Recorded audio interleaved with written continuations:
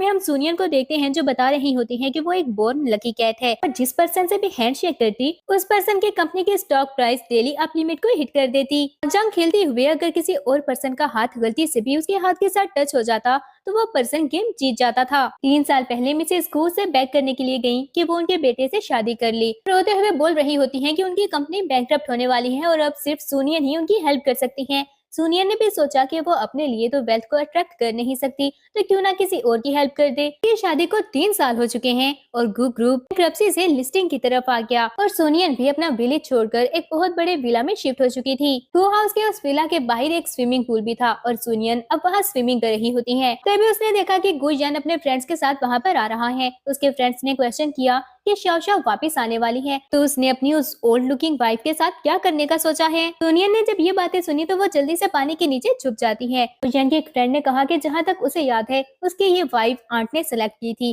तो डिवोर्स लेना इतना आसान नहीं होगा। गुयन कहता है कि उसके मदर का कहना था सोनियन के पास कोई लकी चार्म है तो गो ग्रुप को बिल्ड करने में उसकी हेल्प कर सकता है। लेकिन ये सुनते ही उसके फ्रेंड कहने लगे कि शायद उस लड़की ने मिसेस गो को ब्रेन वॉश किया होगा। सब लोग जानते हैं कि गो ग्रुप को गुयन अपने हार्डवर्क की वजह से लिस्ट कर पाया है। उन लोगों को इस तरह के लकी चार्म पर यकीन नहीं था और गुयन कहता है कि इसीलिए इस मैरिज का एंड होना जरूरी है। ये सुनकर सुनियन को गुस्सा आ गया। वो फौरन से उनके सामने आ गई। उसे अचानक से अपने सामने आता देखकर वो सभी डर जाते हैं और सुनियन ने कहा कि अगर गुयन को डिवोर्स चाहिए तो फिर वो ऐसा ही करेंगे। उसने गुयन से कहा कि ये काम जल्दी करना चाहिए ताकि वो न्यू जॉब सर्च करने में उसको डिले ना करे। गुयन ने उस पर ये जताना चाहा कि उसके बगैर वो कुछ भी नहीं है और इस बात पर सुनियन को और ज्यादा गुस्सा आ गया। पिछले 3 सालों में मिसेस गो उसके साथ बहुत अच्छी थी। वो हर मंथ उसको 1 मिलियन युआन पॉकेट मनी भी देती थी लेकिन गुयन ने कभी उसकी तरफ ठीक से देखा भी नहीं। इन 3 सालों में शायद उसने सिर्फ 300 वर्ड्स ही उसे कहे होंगे और ज्यादातर वो बस हाँ या ना में ही जवाब देता था। गुयन उसे लायर बुलाता है जो पिछले 3 सालों से उसके घर पर फ्री का खाना खा रही थी। गुयन गुस्से से जल्दी में डिवोर्स पेपर्स लेकर आ गई और गुयन को साइन करने का कहा। गुयन इतनी जल्दी डिवोर्स पेपर्स ले आने पर बहुत ज्यादा शॉक हो गया। गुयन ने उसे पूछा कि क्या अब वो उसके लकी चार्म से अलग नहीं होना चाहता। उसने खुद ही डिवोर्स सजेस्ट किया था।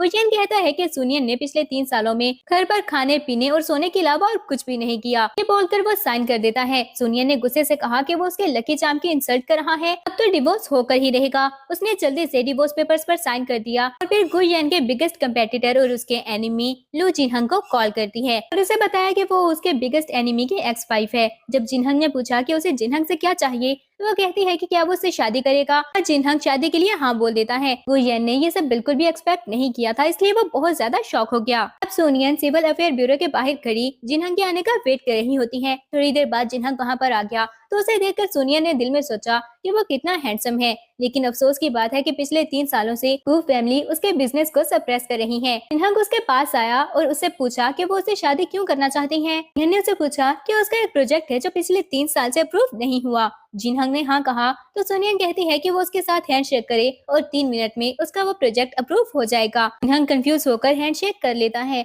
और 3 मिनट के अंदर उसका वो प्रोजेक्ट अप्रूव हो गया। ये देखकर वो काफी ज्यादा शॉक हो जाता है। सोनियन ने पूछा कि क्या अब वो शादी कर सकते हैं, लेकिन जिनहंग अभी भी कंफ्यूज था कि उसने जिनहंग को ही क्यों चूज किया। तो सोनियन बताती है कि वो गुयन का सबसे बड़ा एनिमी है और गुयन ने सोनियन को जिंक्स बुलाया है, इसलिए वो उसे दिखाना चाहती है कि कैसे वो उसके बिगेस्ट एनिमी का लक चेंज कर देगी। जिनहंग ने ओके कहा और फिर वो मैरिज लाइसेंस लेने के लिए चले जाते हैं। मैरिज सर्टिफिकेट लेने के बाद जिनहंग ने सोनियन से कहा कि वो उसका सामान लेने के लिए उसको ड्रॉप कर देगा, पर सोनियन कहती है कि अगर वो वापस गया तो ज्यादा प्रॉब्लम क्रिएट होगी। ये सुनकर जिनहंग ने कहा कि फिर वो उसके साथ ड्राइवर को भेज देगा और सोनियन ओके बोल देती है। वो जैसे ही गो हाउस वापस पहुंची तो उसका सामान पैक करके रखा होता है। सामने गुयन, शाओ शाओ और बाकी फ्रेंड्स के साथ बैठा हुआ था। ये देखकर सोनियन मजाक करने लगी कि उसके डिवोर्स को अभी 1 दिन भी नहीं हुआ और वो अपनी मिस्ट्रेस को घर भी ले आया। गुयन को उसके बात पर गुस्सा आ जाता है और इससे पहले कि वो सोनियन को कुछ कहता, शाओ शाओ ने उसे चुप करवा दिया और अच्छा बनते हुए सोनियन से कहती है कि वो पैकिंग करने में उसकी हेल्प कर देगी।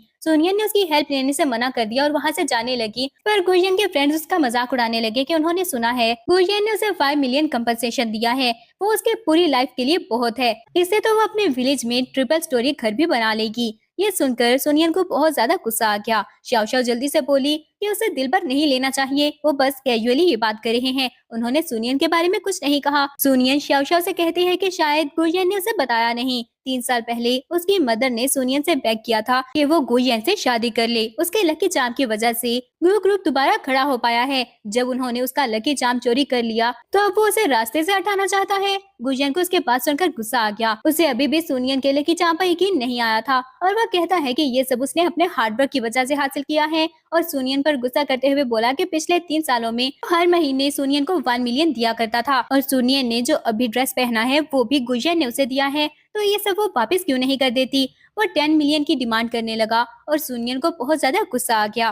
वो कहती है कि अगर वो ऐसी बात कर रहा है तो पिछले 3 सालों में उसने भी गू फैमिली को दोबारा खड़ा करने में हेल्प की, जिसकी वजह से गू फैमिली ने 3 बिलियन बनाए। वो इस स्कोर को कैसे सेटल करेगा। लेकिन गुयन को उसकी बात पर यकीन नहीं आया और सुनियन के पास कोई सबूत भी नहीं होता। उसे फ्लैशबैक याद आया जब पिछले 3 सालों में वो गुयन के स्टडी रूम में जाकर उसके हर प्रोजेक्ट में अपना लकी चार्म ट्रांसफर कर देती थी। और अब गुयन की ऐसी बातें सुनकर उसे बहुत ज्यादा गुस्सा आता है। उसने जिनहंग को कॉल की और उसे बताया कि गुयन उससे 10 मिलियन की डिमांड कर रहा है, जो पिछले 3 सालों में उसने सुनियन को दिए थे। जिनहंग ने उसकी बात सुनकर कहा कि वो कार्ड नंबर सेंड कर दे और थोड़ी ही देर में जिनहंग गुयन को पैसे ट्रांसफर कर देता है। ये देखकर वो बहुत ज्यादा शॉक हो गया क्योंकि उसे लगा था कि उसके अलावा सुनियन के पास जाने की और कोई जगह नहीं, पर सुनियन ने इतनी आसानी से उसे पैसे ट्रांसफर कर दिए। इसलिए वो सुनियन से पूछता है कि ये पैसे उसे किसने भेजे हैं। सुनियन ने उसे बताना जरूरी नहीं समझा, पर शाओ उस पर इल्जाम लगाने लगी कि कहीं वो किसी ओल्ड मैन के साथ रिलेशनशिप में तो नहीं है। सुनियन ने कहा कि उसने तो किसी के साथ हुक करके 10 मिलियन ले लिए, लेकिन शाओ को क्या मिला? क्या गुयन उस पर पैसे नहीं लगाना चाहता? फिर तो ये बहुत ही लूजिंग डील है। शाओ को उसके बात पर गुस्सा आ गया और वो चुप हो जाती है। फिर सुनियन वहाँ से जाने लगी और गुयन को बता देती है कि इस ड्रेस के अलावा वो उसकी और कोई चीज नहीं लेगी और वहाँ से चली गई। जैसे ही गुहा हाउस से बाहर आई तो जिनहंग सामने खड़ा होता है।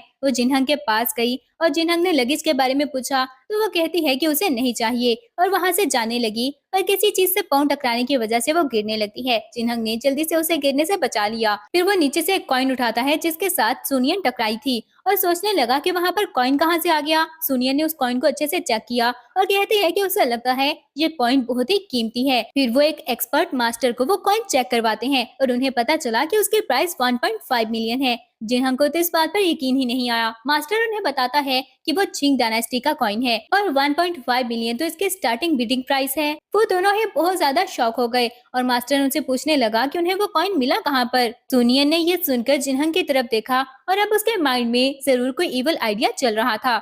अगले सीन में गुयन जैसे ही शाओ के साथ गुहा हाउस से बाहर आया तो सामने एक बहुत बड़ा खड्डा होता है। शाओ उसमें गिरने ही वाली थी, तभी गुयन ने उसे बचा लिया और वो सोचने लगी कि घर के बाहर इतना बड़ा होल किसने बना दिया। तभी एक कंस्ट्रक्शन वर्कर वहाँ पर आया और उनको बताता है कि वो आर्कियोलॉजी डिपार्टमेंट में से हैं। उन्हें पता चला है कि वहाँ पर बहुत से एंशिएंट रेलिक्स हैं, इसलिए उन्होंने वहाँ पर खुदाई स्टार्ट कर दी और वहाँ पर